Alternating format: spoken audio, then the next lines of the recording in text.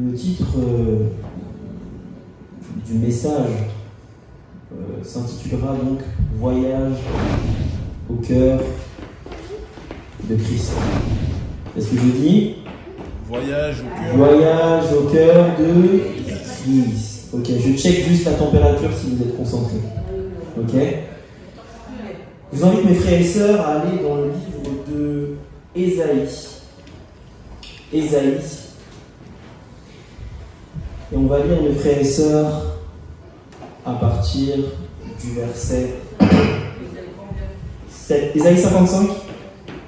Ésaïe 55. Ésaïe 55, le verset 8 à 9. Et je vous rappelle le titre de cette méditation, donc c'est Voyage au cœur de Christ. Est-ce que vous y êtes, mes frères et sœurs ? Ésaïe 55.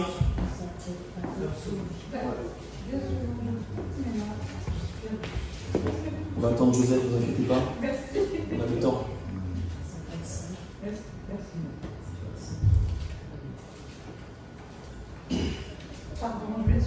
Non, il n'y a aucune excuse à avoir. Vous y êtes ? Joseph y est ? Oui. Yes, on est là.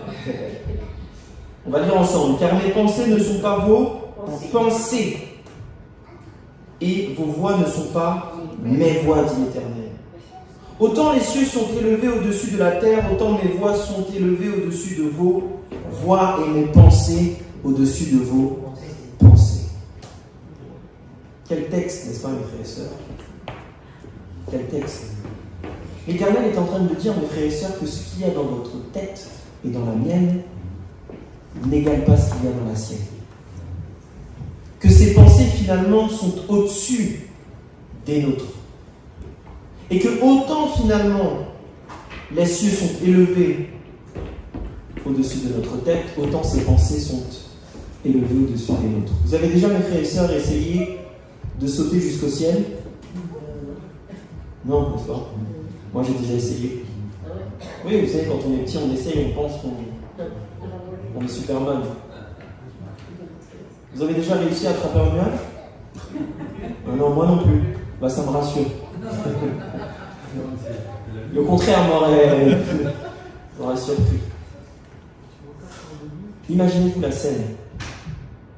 Jésus est en train de nous dire, mes frères et sœurs, que ses pensées sont aussi éloignées que la différence entre nous et les nuages. Alors je me suis posé la question, mes frères et sœurs, à quel point ? Pourquoi finalement il y avait un tel écart entre les pensées de Dieu et les pensées, mes frères et sœurs, de l'homme ? Et je vous invite à aller dans le psaume 139. Psaume 139 qui est voisin, d'ailleurs. Psaume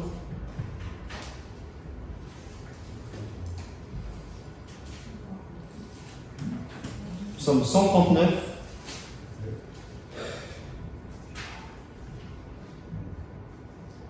Et on va lire à partir du verset 17. Vous y êtes, mes frères et sœurs ? Ok, lisons.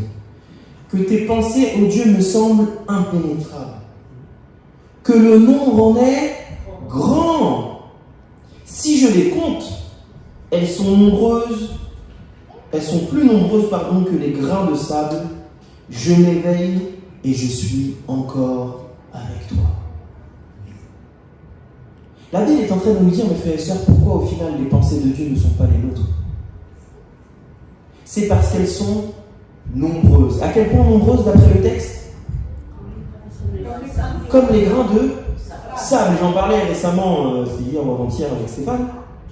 Lorsque vous mettez, mes frères et sœurs, lorsque vous prenez et que vous allez à la plage et que vous prenez une bonne poignée de sable dans la main, est-ce que vous savez combien de grains il y a dans votre main ? Non. On pourrait, n'est-ce pas ? Mais ça prendrait juste une poignée, n'est-ce pas ? Mais la Bible est en train de nous dire, mes frères et sœurs, que les pensées de Dieu sont plus nombreuses que les grains de sable. Donc, je ne pourrais pas vous dire combien de grains de sable il y a. Mais vous savez, mes frères et sœurs, et j'ai découvert ça, que la science n'a pas encore découvert complètement comment aller dans les profondeurs de l'océan. Ils arrivent seulement à un niveau, mais ils n'arrivent pas à aller jusqu'en bas. Et vous savez, il ne faut pas parier, mais si on pourrait parier sur quelque chose, je suis quasiment sûr qu'en bas de l'océan, il y a quoi? Du sable. Ah oui. Donc imaginez-vous, mes frères et sœurs, le sable que l'on voit représente 20, 30, peut-être % de tous les grains de sable qu'il y a sur la terre. Et la Bible est en train de nous dire que les pensées de Dieu sont aussi nombreuses que les grains de sable. Alors pourquoi, mes frères et sœurs? C'est simple. Je vous invite à aller dans Jérémie 29, verset 11, et gardez cette image en tête là. Que les pensées de Dieu, mes frères et sœurs, sont infinies, illimitées. C'est des milliards de milliards. Il ne fait que penser, et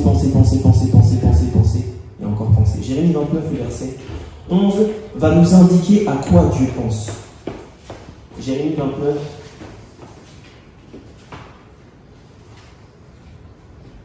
le verset 11. D'ailleurs, j'aimerais vous dire, mes frères et sœurs, que Jérémie, c'est l'un de mes préférés. Vous savez, en anglais, on l'appelle the weeping prophet.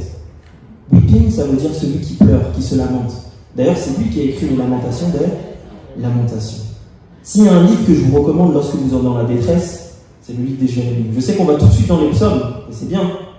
Mais Jérémie avait un rapport avec la souffrance, il avait compris quelque chose de bonhomme. Et regardez ce qu'il va dire dans le verset 11. Vous le connaissez tous.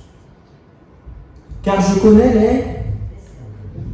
les projets que j'ai formés pour vous, dit l'Éternel.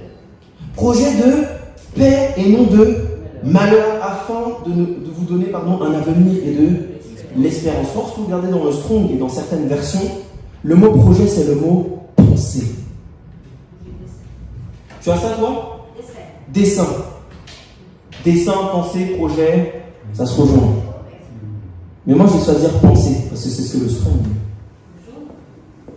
Donc, mes frères et sœurs, Dieu est en train de nous dire que les pensées qu'il a envers chacun d'entre nous, ce sont des pensées de quoi?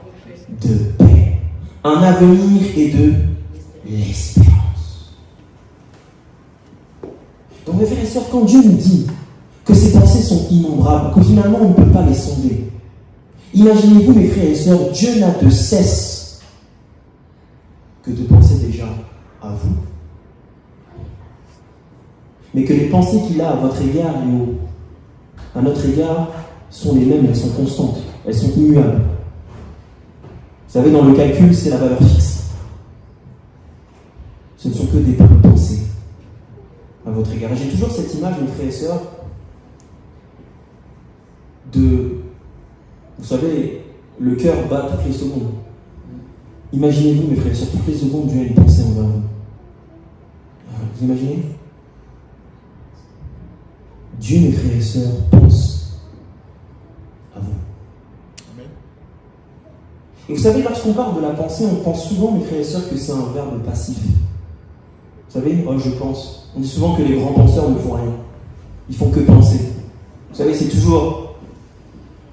vous savez, la dualisation entre ceux qui pensent et ceux qui font. Mais moi, je pense, mes frères et sœurs, et c'est la Bible qui le dit, on le verra tout à l'heure, que lorsque Dieu pense, mes frères et sœurs, c'est un verbe d'action. Lorsque Dieu pense, mes frères et sœurs, c'est un verbe d'action. Et j'aimerais vous montrer, mes frères et sœurs, que Jésus-Christ pense profondément à vous. Que finalement, vous êtes dans sa tête en permanence. J'aimerais vous inviter, mes frères et sœurs, dans la première chute de l'homme. Parce qu'il y en a eu, mais celle-là, elle était fatale. Dans Genèse 3. Genèse 3. Et on va lire à partir du verset...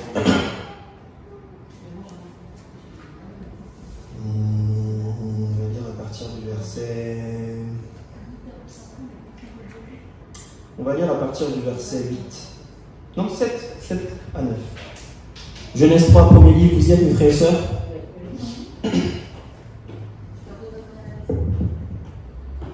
les yeux de l'un et de l'autre s'ouvrirent. On nous parle de qui ici? Adam et Ève. Ils connurent qu'ils étaient nus et ayant cousu des feuilles de figuier, ils s'en firent des ceintures. Alors ils entendirent quoi? La voix de l'Éternel Dieu qui parcourait le jardin vers le soir. Autrement dit, qu'est-ce que Dieu est en train de faire ici? Il les cherche, il les visite, il les rejoint. Donc Dieu est en train de faire une action, une démarche. Et regardez ce qu'il va dire, le verset 9. Première chose qu'il va dire. Mais l'Éternel Dieu appela l'homme et lui dit quoi? Où es-tu? Ça, c'est l'un des versets les plus puissants dans la Bible. L'homme et la femme viennent de faire quoi, mes frères et sœurs? De pécher. Et vous savez, mes frères et sœurs, que ce sont nos péchés, Ésaïe 53, qui mettent une séparation entre Christ et nous. Mais qui fait la première démarche ici? C'est Dieu. Et Dieu, la première remarque qu'il fait, c'est « Où es-tu » Sa pensée, mes frères et sœurs, envers nous, qui sont des pensées de paix et d'un avenir et une espérance, d'amour, se traduit par une parole et des actions. Vous pensez, mes frères et sœurs, que Jésus-Christ n'aurait pas pu les condamner tout de suite? Bien sûr que si. Et il aurait été juste, puisqu'ils ont péché. Et ils ont transgressé la loi. Et ce n'est pas faute de l'avoir dit, mes frères et sœurs, puisque dans Genèse 2, Dieu leur avait dit, attention, ne vous approchez pas de cette... Pardon, pas ne vous approchez pas, mais ne mangez pas de l'arbre du fruit du jardin, au milieu du jardin, du fruit du jardin, de peur que vous ne mouriez. Donc nous, dans notre mentalité humaine, on se dirait, de toute façon, il les a prévenus, donc tant pis pour eux. Vous savez qu'on réfléchit beaucoup comme ça. Moi le premier, j'avoue. Mais Christ, qui a des pensées comment? Au-dessus de celles des hommes innombrables, qui ne sont envers vous que des pensées de paix, va poser une question rhétorique, mais où es-tu? Et il y a comme dans cette phrase une inquiétude. Dieu sait très bien où il est, mais ça traduit les sentiments de Dieu à l'égard de l'homme, comme si finalement la seule inquiétude qui traversait Dieu à cet instant-là, c'était qu'il avait senti la séparation de l'homme avec lui. Constamment dans la tête de qui? De Dieu. Adam et Ève étaient dans la tête de Dieu.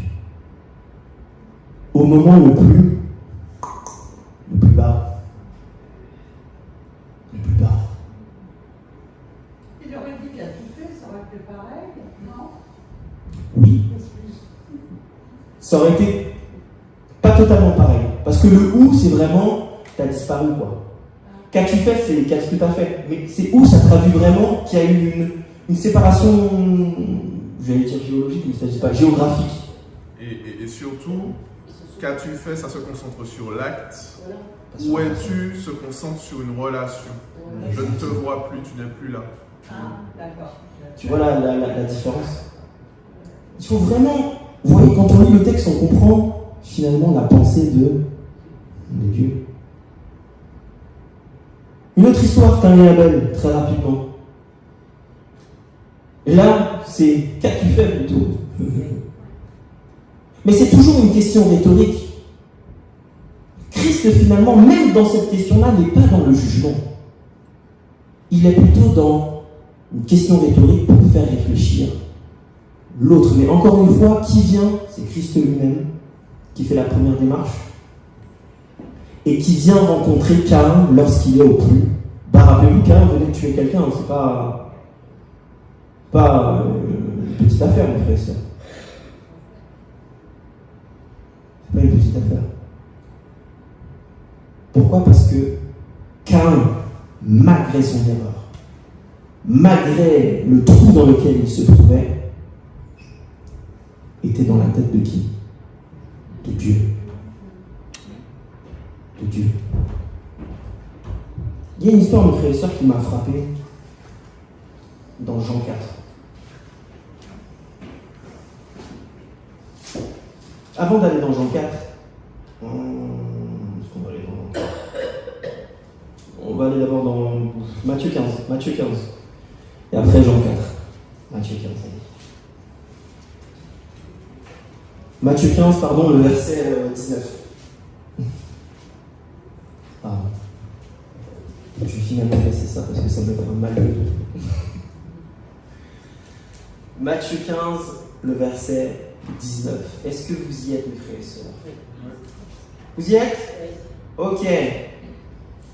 Car c'est du cœur que viennent les mauvaises pensées, les meurtres, les adultères, les impudicités, les vols, les faux témoignages, les calomnies. Verset 18, j'ai oublié de vous lire, mais ce qui sort de la bouche vient du cœur. Mais c'est le verset 19 qui nous intéresse. Car c'est du cœur que viennent les mauvaises pensées. Tiens. Ici, on voit un lien entre quoi et quoi? Le cœur, merci Francis, c'est quoi d'autre? Les pensées. Autrement dit, mes frères et sœurs, vos pensées traduisent ce qu'il y a dans votre cœur. C'est quoi le titre de notre méditation, mes frères et sœurs? Voyage au cœur du Christ. Du Christ. Donc lorsqu'on parle des pensées de Dieu, que finalement les pensées de Dieu sont innombrables et que vis-à-vis de nous et de l'humanité, ne sont que des pensées de paix. Qu'on soit finalement dans la prospérité ou dans le trou là. Et quand je parle de prospérité, je ne parle pas d'argent ici, je parle d'état physique, mental, spirituel. Mais qu'on soit tout au bout, tout en bas. Christ pense à nous et ses pensées ne sont que de joie, paix, amour, avenir, espérance. Cela nous traduit, mes frères et sœurs, qu'est-ce qu'il y a dans son cœur. Vous voyagez dans les pensées de Christ, en final, vous voyagez dans son cœur. Et le cœur, mes frères et sœurs, dans l'anatomie humaine, c'est tout. Vous savez que le cœur vient avant les pensées. Je parle dans l'anatomie, attention. Parce que qu'est-ce qui vient alimenter l'esprit? Pardon. Qu'est-ce qui vient alimenter les organes? Le sang. Mais qu'est-ce qui vient pomper le sang? Le cœur. Donc qu'est-ce qui alimente le cerveau, mes frères et sœurs? C'est le cœur d'une manière physionomique. Vous tuez le cœur, vous tuez le corps, vous tuez la tête. Donc lorsqu'on comprend le cœur de Dieu, on a tout compris sur sa personne. Et Dieu est profondément comme ça. Alors quand on parle de Dieu et du cœur de Dieu, j'aimerais vous parler d'un homme. Un homme qui est venu sur cette terre, qui, comme Philippiens 2 nous le dit, mes frères et sœurs, s'est dépouillé de sa gloire et de sa divinité. C'est un mystère. Mais le mot dépouillé, en plus, c'est comme s'il l'avait mis de côté. Comment, pourquoi, je ne sais pas, il est Dieu, il peut tout faire de toute façon. Mais en tout cas, il est venu pour nous révéler quelque chose. Et il y a une histoire que je partage souvent avec ceux qui veulent donner leur vie à Jésus-Christ. C'est pas Jean 4 en plus, c'est Jean 8.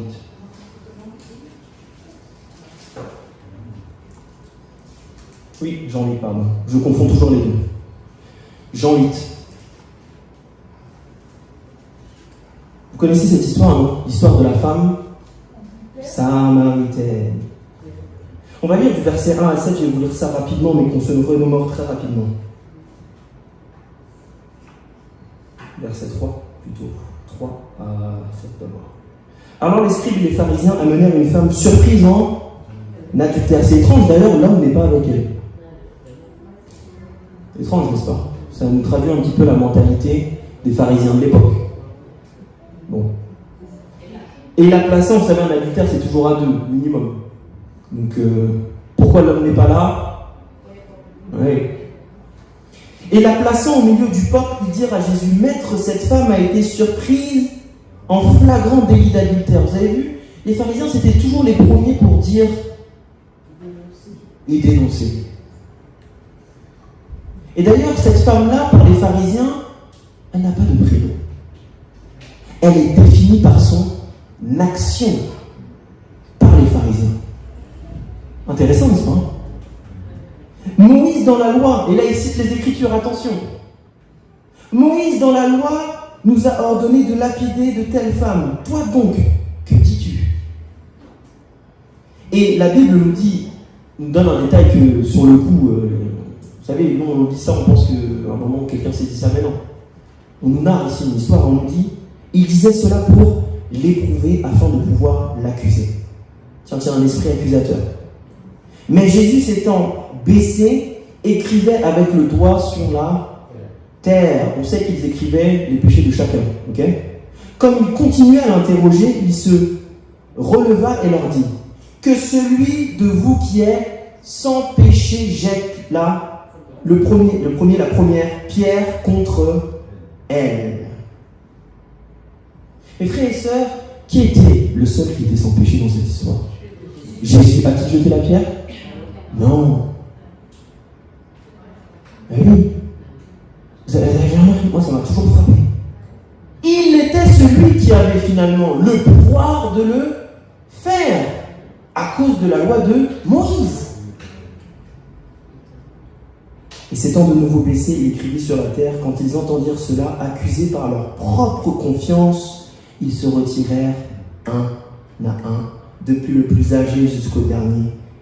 Et qui resta quand les accusateurs étaient partis? Il ne resta que Jésus et la femme adultère. Jésus a-t-il utilisé la violence ici? Non. Il leur a rappelé leur conscience. Parfois, mes frères et sœurs, vous êtes dans des situations difficiles, il y a des gens qui vous persécutent. Pas besoin d'utiliser les points. Demandez juste à Dieu de leur faire rappeler leur propre conscience et vous allez voir que quand leur conscience va les frapper, qu'ils vont comprendre que finalement, mes frères et sœurs, ce sont des pécheurs autant que vous, ils vont partir. Ou alors ils vont se taire. Et ça m'est arrivé ça. À rentrer dans les détails. Et Jésus lui dit, femme, encore une question. Où sont ceux qui t'accusaient? Personne ne t'a-t-il condamné? Elle répondit, non Seigneur. Et Jésus lui dit quoi? Je ne te condamne pas non plus, va et ne pêche plus. Vous savez que dans cette phrase-là, il y a beaucoup de chrétiens qui disent, vous voyez, Dieu ne condamne pas, vous savez, elle a péché, il ne lui a rien dit. Vous savez que dans cette phrase-là, ça montre que Jésus-Christ ne l'a pas condamnée, mais qu'il a quand même rappelé qu'elle avait péché. Ah oui, va et ne pêche plus. Autrement dit, viens comme tu es. Je t'accueille comme tu es. Mais laisse-moi te transformer pour que tu ne pêches plus. Pourquoi je vous raconte cette histoire, mes frères et sœurs? Parce que cette femme était dans les pensées de qui? De Christ. Et oui, ça nous montre, mes frères et sœurs, que Christ aussi était divin. Qu'il avait aussi un amour divin. Puisque la pensée traduit ce qu'il est dans son cœur, mais ses actions traduisent aussi ce qu'il est. Jésus-Christ, mes frères et sœurs, aime au présent, aima au passé et aimera cette femme adultère. Et d'ailleurs, si vous remarquez bien, Jésus-Christ l'appelle femme, non pas femme adultère. Et oui, pourquoi? Parce que Jésus-Christ, mes frères et sœurs, quand il pense à nous, ce n'est pas simplement une pensée figée, terrestre. Il ne pense pas à Amiel dans son état actuel où il est. Il voit, mes frères et sœurs, ce que Amiel, Babette, Armel, Josette sera avec lui quand ils auront progressé d'éternité en éternité. C'est pour ça que ses pensées sont plus loin que les nôtres. Parce que lui voit l'éternité quand nous voyons simplement que le temporel. Jésus-Christ, mes frères et sœurs, voyait chez les autres le potentiel qu'ils avaient avec lui. Lorsqu'il a vu André, Pierre, viens et suis-moi, je te ferai.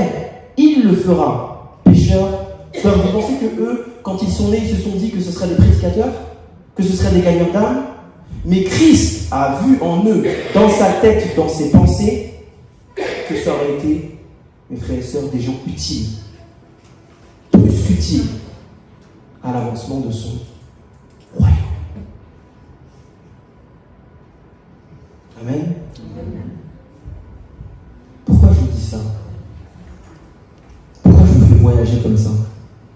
Et je me fais voyager, encore une fois, dans le cœur de Christ. Vous savez, mes frères et sœurs, qu'il y a des disciples dans Luc 24, et j'ai étudié ça ce matin. Luc 24. Je ne sais pas combien de fois j'ai lu ce texte-là, peut-être 150 fois, mais je n'avais jamais lu ça. Dans Luc 24, vous vous rappelez du chemin d'Emmaüs?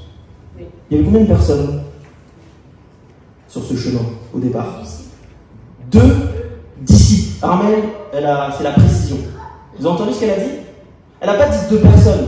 Elle a dit 2 disciples. Autrement dit, mes frères et sœurs, c'était des suiveurs de qui? De Jésus. Le mot disciple dans la Bible, mes frères et sœurs, en grec, c'est le mot doulos. Esclave. Vous savez, on doit tous être esclaves de Christ. C'est pour nous donner la dimension qu'il y a, la relation qu'il y a entre celui qui sert Christ de tout son cœur, de toute son âme, etc. Et on nous qualifie ces 2 personnes comme étant des doulos. C'est pas n'importe qui là. C'est pas quelqu'un dans la foule qui écoute Jésus-Christ. Non. Dans Luc 24, on nous dit, mes frères et sœurs, que c'était comment? 2 disciples. Et qu'est-ce qui s'est passé dans cette histoire, mes frères et sœurs? Regardez. Verset 1. Le premier jour de la semaine, elles se rendirent au sépulcre de grand matin. Non, c'est plutôt pas là.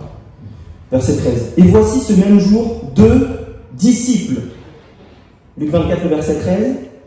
À un village nommé Emmaüs, éloigné de Jérusalem de 60 stades. Ça fait combien de kilomètres ça? 12. Merci. Et ils s'entretenaient de tout ce qui s'était passé. Autrement dit, mes frères et sœurs, ils sont en train de penser, n'est-ce pas, à ce qui s'est passé. Et pendant qu'ils parlaient et discutaient, Jésus s'approcha et fit route avec eux. Mais leurs yeux étaient tellement empêchés de le reconnaître. Autrement dit, mes frères et sœurs, imaginez-vous la scène. Les 2 sont en train de marcher. Imaginons, il y a David qui vient s'immiscer dans la conversation de moi et Stéphane. Et puis on est tellement dans nos pensées qu'on ne voit même pas qu'on marche et qu'on ne voit même pas que ça fait un moment là que David est à nos côtés en train d'écouter ce qu'on fait. Ça montre, mes frères et sœurs, à quel point ils étaient focalisés sur ce qui se passait dans leur tête. Autrement dit, mes frères et sœurs, ils étaient tellement focalisés sur des pensées terrestres, sur leur désarroi, leur découragement, qu'ils ont raté Jésus. Eux ont raté Jésus, mais est-ce que Jésus-Christ les avait ratés? Non, Jésus-Christ était là. Il était là avec eux durant l'épreuve, mais eux étaient tellement focalisés sur leur découragement qu'ils pensaient que Jésus-Christ n'était pas là. De toute façon, Jésus-Christ, vous savez, le 3e jour, il nous avait dit qu'il allait ressusciter, mais bon, il n'est pas là. Et en plus, ils ont le culot de dire à Jésus qu'il ne l'avait pas reconnu. Mais t'as pas vu ce qui s'est passé? Imaginez-vous le ton d'agacement. Mais t'as pas vu ce qui s'est passé? Et pourtant, c'est Jésus-Christ qui est avec eux. Vous savez, mes frères et sœurs, l'histoire d'Emmaüs et de ces 2 disciples, en réalité, c'est votre histoire et la mienne. Parfois, mes frères et sœurs, on traverse des trucs.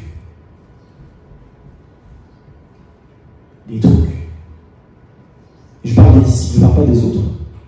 On traverse des trucs et on est tellement focalisé sur la situation présente qu'on oublie qu'on est dans les pensées de Christ. Et je répète, les pensées de Christ, c'est un verbe d'action. Jésus-Christ ne faisait pas que penser à eux, il était à côté d'eux. Et en réalité, la variable, c'est nous. J'ai compris ça ce matin, Stéphane. La variable, c'est nous. C'est nous qui ne voyons pas en réalité que Jésus-Christ est là, dans le feu avec nous. Christ, mes frères et sœurs, pense à nous. Et le fait qu'il pense à nous se traduit par une présence de sa part dans nos vies. Et la question qu'il faut se poser, mes frères et sœurs, c'est: Voyez-vous Christ dans votre vie? Même quand vous êtes au plus bas? Vous savez, mes frères et sœurs, pour venir ici, vous savez que c'était une épreuve? Et ouais. J'ai mon pneu droit qui est crevé. Et Stéphane ne pouvait pas me chercher pour X raisons, mais je t'ai pas embêté. Et oui. T'avais dit mon pneu droit est crevé, frère. Mais il y avait une épouse et sa femme qui habitaient à côté. Si j'étais dans sa voiture, on aurait été trois, trop de monde. Et je devais prêcher aujourd'hui. Mon pneu droit est crevé, il est dégonflé. Donc je pars plutôt de chez moi, je vais à la station, la plus proche de chez moi, bon, il n'y a rien pour gonfler. Donc je fais 5 km comme ça. Je refais 5 km pour aller dans la station qui est à 10 km, donc 5 plus 5. Il n'y a pas de truc. Donc je prends un risque, je me dis je vais prendre l'autoroute, rouler à 90, et puis aller du coup dans une station où je sais qu'il y aura. Mais l'autoroute le plus proche, c'est l'autoroute de chez moi à Oyonnax. Il n'y a pas de station, gars. Pas de station. Pas de station. Donc j'ai déjà fait 30 km avec un pneu qui est crevé. C'est pas totalement à plat, mais vous comprenez, c'est dangereux. Donc, je suis en train de conduire, je dis à Dieu, de toute façon, je dois délivrer un message. Et je ne vous cache pas, sur le coup, je me suis encore dit, mais pourquoi il m'arrive que des trucs comme ça? Pourquoi ma vie, elle n'est pas fluide? Pourquoi c'est pas fluide? Pourquoi c'est pas comme les autres, quand ils vont quelque part, c'est fluide? Pourquoi ça tombe encore sur Bibi, sur un million?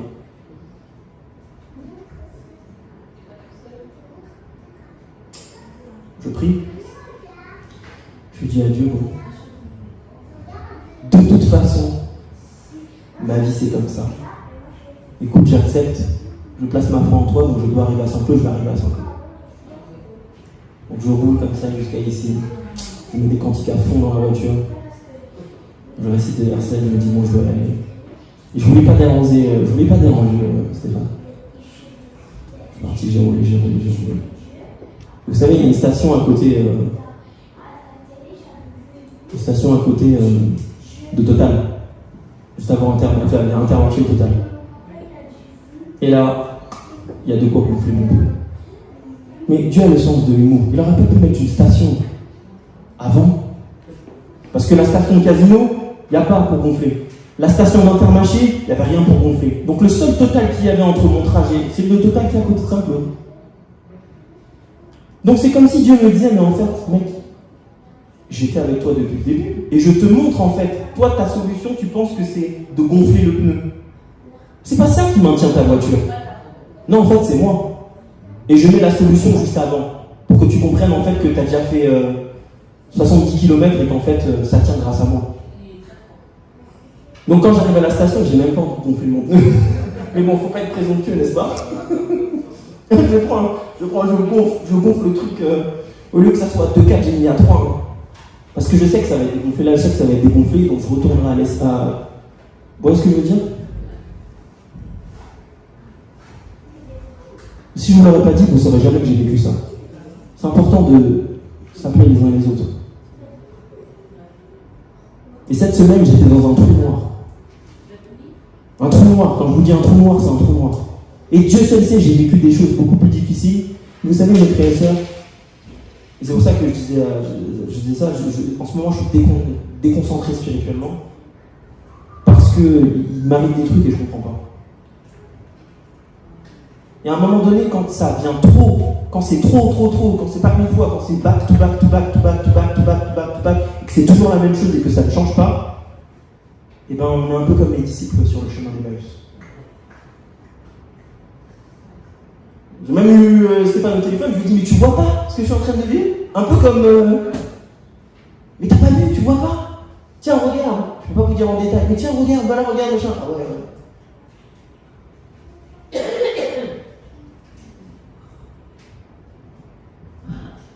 J'étais mal, fâché avec Dieu, les gars. Tu dis, qu'est-ce que tu fais? Est-ce que tu m'as abandonné? Et non. Parce qu'apparemment, je suis dans la tête de Dieu. Je suis dans sa tête. Il pense à moi et au final, il est avec moi.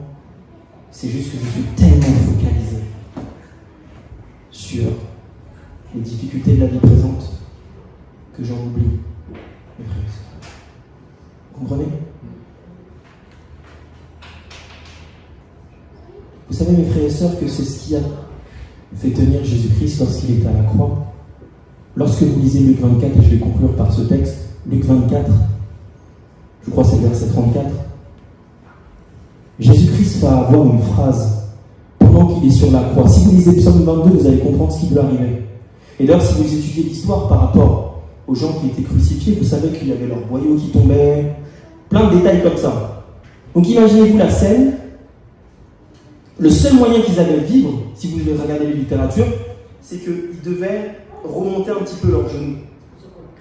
Exactement. Pour qu'en fait, ils pouvaient respirer. Donc imaginez-vous la scène physique. Et nous, on sait qu'il est mort de la seconde mort, mais ça, je mets ça de côté. Donc imaginez juste la scène physique. Jésus-Christ, dans son mal-être, va avoir cette phrase choc.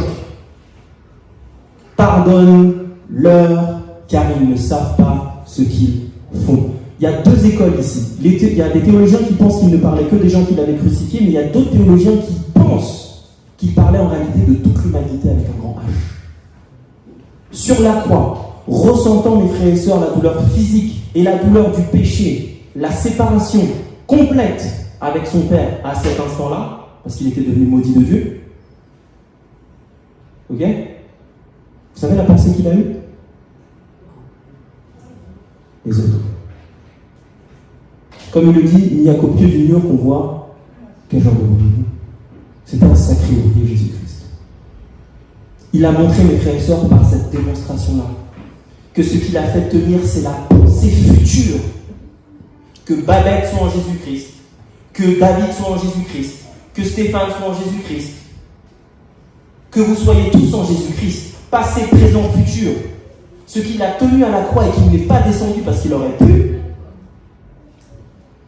Mes frères et sœurs, c'est l'idée, le potentiel qu'il vive avec vous d'éternité en éternité. C'est ça la pensée du Christ. C'est ça les sentiments qui étaient en Christ. Le mot sentiment aussi, c'est le mot pensée. En anglais, c'est let this mind be in you. Donc c'est mind, c'est la pensée. C'est la pensée qui a captivé Christ. Et finalement, mes frères et sœurs, c'est la pensée qui nous fera tenir et qui nous fait et qui doit nous faire tenir pendant les moments d'épreuve. Et je ne vous cache pas, c'est dur. Parce que quand l'épreuve arrive, la seule chose que vous avez envie de faire quand vous êtes dans la chair, c'est d'insulter Dieu.